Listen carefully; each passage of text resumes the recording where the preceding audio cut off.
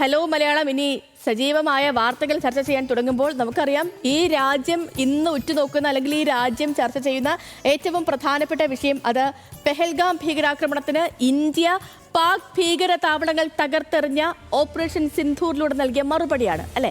അപ്പൊ അതിലേക്ക് തന്നെയാണ് നമ്മൾ ആദ്യം ഈ ദിവസം ആരംഭിക്കുമ്പോൾ ആദ്യം പോകുന്നത്. പാകിസ്ഥാനിലെ ഭീകരരുടെ താവളങ്ങൾ ഇന്ത്യ ആക്രമിച്ചതിന് മുൻപും ശേഷവുമുള്ള സാറ്റലൈറ്റ് ദൃശ്യങ്ങൾ ഇപ്പോൾ പുറത്തുവിട്ടിട്ടുണ്ട്. തകർത്തത് ഭീകര കേന്ദ്രങ്ങൾ മാത്രം, സമീപത്തുള്ള മറ്റ് കെട്ടിടങ്ങൾക്ക് കേടുപാടുകൾ ഇല്ലെന്നും ഈ ദൃശ്യങ്ങളിൽ വ്യക്തമാണ്. നമുക്ക് ആ ദൃശ്യങ്ങൾ കാണാം. ആദ്യം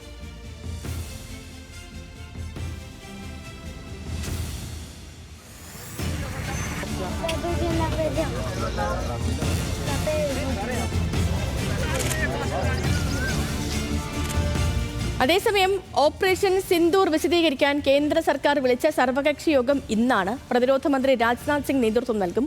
നിയന്ത്രണ രേഖയിലുണ്ടായ പാക് ഷെൽ ആക്രമണത്തിൽ സൈനികന് വീരമൃത്യു, 4 കുട്ടികൾ ഉൾപ്പെടെ 13 പേർ കൊല്ലപ്പെട്ടു. ദ്വിദിന സന്ദർശനത്തിനായി ഇറാൻ വിദേശകാര്യമന്ത്രി ഇന്ന് ഇന്ത്യയിലും എത്തും.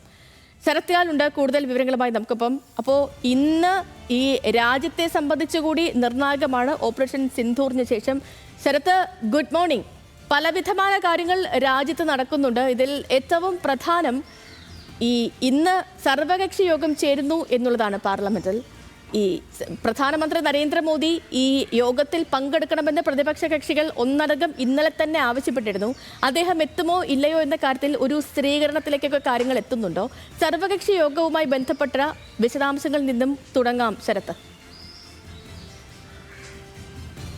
ഗുഡ് മോർണിംഗ് സേതുലക്ഷ്മി പറഞ്ഞ രാജ്യം ഉറ്റുനോക്കുന്ന ഒരു കാര്യം തന്നെയാണ് സർവകക്ഷി യോഗം.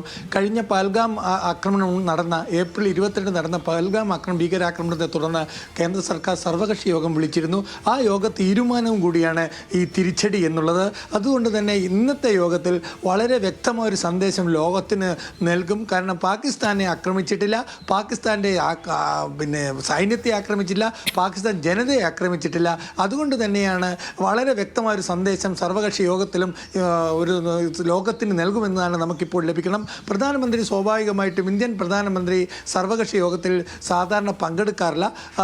നരേന്ദ്രമോദി പ്രത്യേകിച്ചും ഒരു സർവകക്ഷി യോഗത്തിലും പങ്കെടുക്കാറില്ല. വിളിച്ചു ചേർക്കുന്നതും കാര്യങ്ങൾ സംസാരിക്കുന്നതും ഈ NDA സർക്കാരിൽ കഴിഞ്ഞ 10 വർഷമായിട്ട് അത് ചെയ്തിരുന്നത് രാജ്നാഥ് സിംഗ് ആണ്. അത് തന്നെ തുടരുമെന്നാണ് നമുക്കിപ്പോൾ ലഭിക്കുന്ന സൂചന. എന്നാൽ ഈ പ്രത്യേക സാഹചര്യത്തിൽ പ്രധാനമന്ത്രി തന്നെ വന്നാൽ പോലും നമുക്ക് അത്ഭുതപ്പെടാനില്ല. ഏതായാലും പ്രതിപക്ഷത്തിന് ഇങ്ങനെ ഒരു ആവശ്യം മുന്നോട്ട് വെച്ചിട്ടുണ്ട്. അത് പ്രധാനമന്ത്രി പരിഗണിക്കുമോ എന്നുള്ളതാണ് ഇപ്പോൾ നമുക്ക് അറിയേണ്ടത്.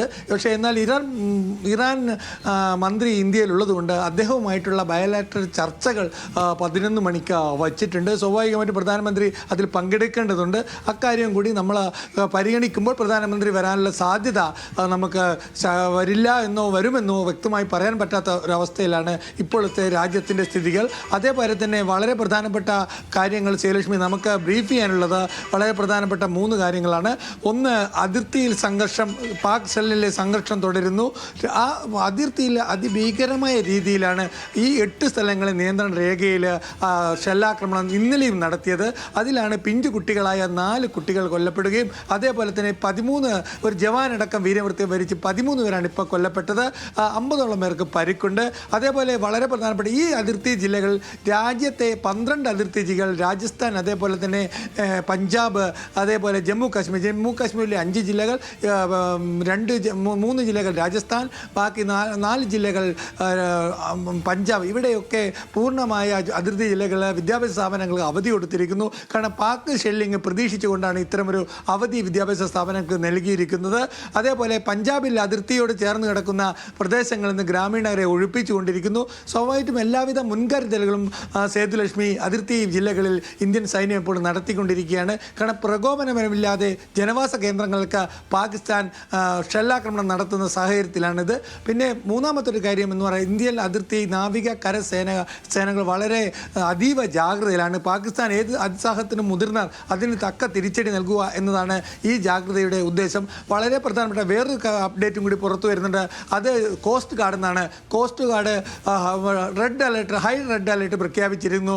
കാരണം ഏതൊരു വെസലും വെസലും അതായത് ഒരു ബോട്ടും പരിശോധിക്കാനും ആ ബോട്ടിനെതിരെ എന്ത് നടപടിയെടുക്കാനുള്ള അധികാരം കോസ്റ്റ് ഗാർഡിന് ഇപ്പോൾ നൽകിയിരിക്കുകയാണ്. കാരണം പാകിസ്ഥാൻ്റെ പിന്തുണയുള്ള ബോട്ടുകൾ അല്ലെങ്കിൽ തീവ്രവാദികൾ ബോട്ടിൽ ഇന്ത്യൻ സൈന്യത്തിൻ്റെ കപ്പലുകൾക്ക് നേരെ ഇടിച്ചു കയറ്റിയേക്കാം എന്ന ഇൻ്റലിജൻസ് റിപ്പോർട്ടിൻ്റെ അടിസ്ഥാനത്തിലാണ് ഈ അറബിക്കടലിലെ സമുദ്രത്തിക്ക് മുന്നിലും പിന്നിലുമായിട്ടുള്ള ബോട്ടുകൾ ഇപ്പോൾ വളരെ സൂക്ഷ്മതയോടെ ഇപ്പോൾ പരിശോധന ആരംഭിച്ചിരിക്കുന്നത്. കാരണം ഇന്ത്യയുടെ ഒരു ഫ്ലീറ്റ് തന്നെ പ്രധാനപ്പെട്ട 3 വിമാനവാഹിനി കപ്പലുകളുടെ ഫ്ലീറ്റ് തന്നെ ഇപ്പോൾ കടലിലുണ്ട്.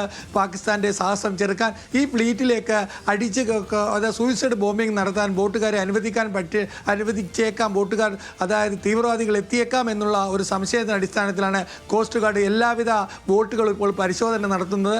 ഇതുകൊണ്ട് തന്നെ കടലിൽ പോകുന്ന മത്സ്യത്തൊഴിലാളികളുടെ സഹകരണവും ഇന്ത്യൻ കോസ്റ്റ് ഗാർഡ് തേടിയിട്ടുണ്ട്. സേതുലക്ഷ്മി, സർവകക്ഷി യോഗത്തെ പറ്റി പറയുകയാണെങ്കിൽ സർവകക്ഷി യോഗം 11 മണിക്ക് പാർലമെൻറ്റിൽ നടക്കും. ആ യോഗത്തെ നിലവിലുള്ള സാഹചര്യത്തിൽ രാജ്നാഥ് സിംഗാണ് ഇപ്പോൾ യോഗം വിളിച്ചിരിക്കുന്നത്. അതിൽ ആർമി, നാവിക, അതേപോലെ വിദേശകാര്യ ഉദ്യോഗസ്ഥന്മാർക്ക് ബ്രീഫിങ്ങിന് വേണ്ടി എത്തുമെന്നാണ് ഇപ്പോൾ നമുക്ക് ലഭിക്കുന്ന സൂചന. കാരണം ആർമിയുടെ വക്താക്കൾ തന്നെ ഓൾ പാർട്ടി അതായത് സർവകക്ഷി നേതാക്കൾക്ക് എന്താണ് സംഭവിച്ചത്, എന്താണ് പാകിസ്ഥാൻ ഇനി സംഭവിക്കാൻ പോകുന്നത് തുടങ്ങിയ എല്ലാ കാര്യങ്ങളിലും ഒരു ഇൻ ഹൗസ് ബ്രീഫിംഗ് ഉണ്ടാവും. അത് ഇൻ ക്യാമറ അല്ല, അതായത് അത് റിപ്പോർട്ടബിൾ അല്ല എന്ന് വളരെ വ്യക്തതയോടെ തന്നെ മാധ്യമങ്ങൾക്ക് നിർദ്ദേശം ലഭിച്ചിട്ടുണ്ട്. സേതുലക്ഷ്മി, ശരത്ത്, ഇപ്പോൾ ഇറാന്റെ വിദേശകാര്യമന്ത്രി നമ്മുടെ രാജ്യത്തുണ്ട്. അദ്ദേഹം ഇന്ന് വിദേശകാര്യമന്ത്രി എസ് ജയശങ്കറുമായി ചർച്ചയും നടത്തുന്നുണ്ട്.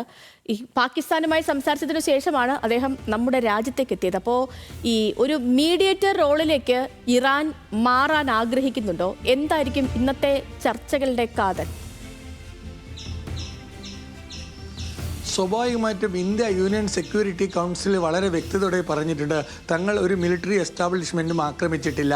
തങ്ങൾ ആക്രമിച്ചത് UN ചട്ടപ്രകാരമുള്ള അധികാരം ഉപയോഗിച്ച് ആക്രമിച്ചതാണ്. കണ്ട് UN സമിതി പാസ്സാക്കി ഇറാഖിൻ്റെ കാര്യത്തിൽ ഇറാഖിനെ അമേരിക്ക ആക്രമിക്കുമ്പോൾ UN സുരക്ഷാ സമിതി ഒരു നിയമം പാസ്സാക്കിയിട്ടുണ്ട്.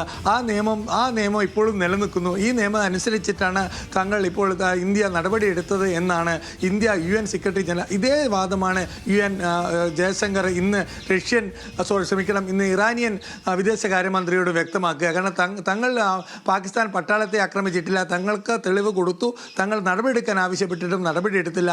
അതുകൊണ്ട് തന്നെ പാകിസ്ഥാൻ ഇനി എന്തെങ്കിലും മുന്നോട്ട് ഇന്ത്യക്കെതിരെ അതിക്രമം കാണിച്ചാൽ മാത്രമേ ഇന്ത്യ പ്രതികരിക്കാനുള്ളൂ എന്നൊരു നിലപാടാണ് ഇന്ത്യ വിദേശകാര്യ മന്ത്രാലയം കഴിഞ്ഞ ദിവസം തന്നെ വിദേശ സെക്രട്ടറി നടത്തിയ പത്രസമ്മേളനത്തിൽ പറഞ്ഞത്. ഇനിയും ആക്രമണങ്ങൾ ഉണ്ടായാലും അല്ലെ പഹൽഗാം മാതൃകയുള്ള ആക്രമണങ്ങൾ തുടർന്നാൽ മാത്രമേ ഇന്ത്യയിൽ ആക്രമണം ഉണ്ടായാൽ അവരെ വേട്ടയാടി പിടിക്കും, അല്ലാതെ ഇന്ത്യയെ സംബന്ധിച്ചുള്ള പാകിസ്ഥാനെ ആക്രമിക്കേണ്ട യാതൊരു പദ്ധതിയുമില്ല എന്നതാണ് ഇന്ത്യയുടെ നിലപാട്. അതുതന്നെയായിരിക്കും ഇന്ന് ഇറാനിയൻ വിദേശകാര്യ മന്ത്രിയോടും ഇന്ത്യ പറയുക. ഇപ്പോൾ പാകിസ്ഥാനിൽ നിന്നെത്തിയ അദ്ദേഹം ഒരു മീഡിയേറ്റർ റോളിലേക്ക് വരികയാണെങ്കിൽ ഇന്ത്യയെ സംബന്ധിച്ചോളം ഇറാൻ നല്ല സുഹൃത്താണ്. അമേരിക്ക തള്ളിപ്പറഞ്ഞപ്പോഴും അമേരിക്ക ഉപരോധം ഏർപ്പെടുത്തിയപ്പോഴും ഇറാനെ ബന്ധം കട്ട് ചെയ്യാൻ അല്ലെങ്കിൽ ഇറാനിന് എണ്ണ വാങ്ങാൻ തയ്യാറായ അപൂർവം രാജ്യങ്ങളിലൊന്നാണ് ഇന്ത്യ. അതുകൊണ്ട് തന്നെ UN അനുവാദത്തോടുകൂടി ഇറാൻ എണ്ണ വാങ്ങിച്ച ആദ്യത്തെ രാജ്യം എന്ന നിലയിൽ തന്നെ ഇറാനെ സംബന്ധിച്ചോളം ഇന്ത്യയായിട്ട് അടുത്ത ബന്ധമുണ്ട്. അതുകൊണ്ട് തന്നെ ഇറാനെ സംബന്ധിച്ചോളം ഉണ്ടാകുന്ന ഇറാൻ മുൻകൈ എടുക്കുകയാണെങ്കിൽ അതിനെ ഒരു പോസിറ്റീവായ രീതിയിൽ തന്നെയാണ് ഇന്ത്യൻ സർക്കാർ അതിനെ കാണുക. സേതുലക്ഷ്മി, ശരി ശരത്തിലേക്ക് മടങ്ങിയെത്താം. ഇറാൻ വിദേശകാര്യമന്ത്രി ഡോക്ടർ അബ്ബാസ് അരാക്ചി അദ്ദേഹം 2 ദിവസത്തെ സന്ദർശനത്തിന് വേണ്ടിയിട്ടാണ് ഇന്ത്യയിലേക്ക് എത്തിയിരിക്കുന്നത്. ഇന്ന് നമ്മുടെ വിദേശകാര്യമന്ത്രി എസ് ജയശങ്കറുമായി അദ്ദേഹം ചർച്ച നടത്തുന്നുണ്ട്. ഇന്നലെ പാകിസ്ഥാനിലും എത്തി. പാകിസ്ഥാനിലെ സ്ഥിതിഗതികളുമൊക്കെ അദ്ദേഹം ചർച്ച ചെയ്തിരുന്നു അവിടുത്തെ വിദേശകാര്യമന്ത്രിയുമായി. പാകിസ്ഥാനിലെ ഭീകരവാദികളുടെ താവളങ്ങൾ ഇന്ത്യ ആക്രമിച്ചതിന് മുൻപും ശേഷവുമുള്ള സാറ്റലൈറ്റ് ദൃശ്യങ്ങൾ കൂടി ഇപ്പോൾ പുറത്താണ്. അതായത് നമ്മുടെ ഈ സൈനികരൊക്കെ പറഞ്ഞതുപോലെ തന്നെ ഇന്നലത്തെ ബ്രീഫിങ്ങിലടക്കം നമ്മുടെ ഫോറിൻ സെക്രട്ടറി ഒക്കെ പറഞ്ഞതുപോലെ ഭീകര കേന്ദ്രങ്ങൾ മാത്രം ലക്ഷ്യമിട്ടുകൊണ്ടാണ് നമ്മുടെ സൈന്യം ആക്രമണം നടത്തിയത്. ഒരൊറ്റ പാകിസ്ഥാന്റെ സൈനിക കേന്ദ്രങ്ങളെയോ അതല്ലെങ്കിൽ സിവിലിയൻസിനെയോ ഒന്നും തന്നെ നമ്മൾ ലക്ഷ്യമിട്ടിരുന്നില്ല എന്ന് വ്യക്തമാക്കുന്ന ഉപഗ്രഹ ചിത്രങ്ങൾ കൂടി പുറത്താണ്. ആ ദൃശ്യങ്ങൾ കാണാം.